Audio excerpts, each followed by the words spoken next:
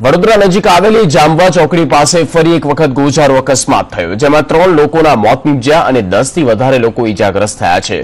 જાંબવા ચોકડી પાસે ઊભી રહેલી લક્ઝરીને પાછળથી આવીને બીજી લક્ઝરીએ જોરદાર ટક્કર મારી। અકસ્માતમાં ઘાયલ વ્યક્તિઓને તાત્કાલિક જ વડોદરાની હોસ્પિટલમાં સારવાર અર્થે ખસેડવામાં આવ્યા। હાલમાં સારવાર લઈ રહેલા દર્દીઓની સ્થિતિ ગંભીર છે।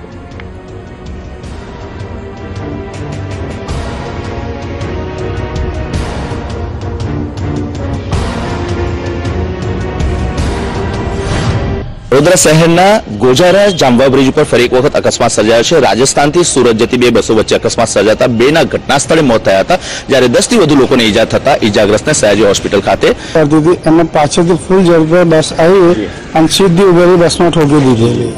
એમાં ઘટના સ્થળ પર બેના મોત થયા અને બાકીના 108ના પેશન્ટ લઈને આપતી 10। આ લોકો ફસાઈ ગયા હતા, ફસેલા હતા। બંને જણને અમે કાઢ્યા। ઓલરેડી બધા અંદર બીજી ગાડી ઉભેલી એની અંદર તો બધા ફસાઈ ગયેલા હતા।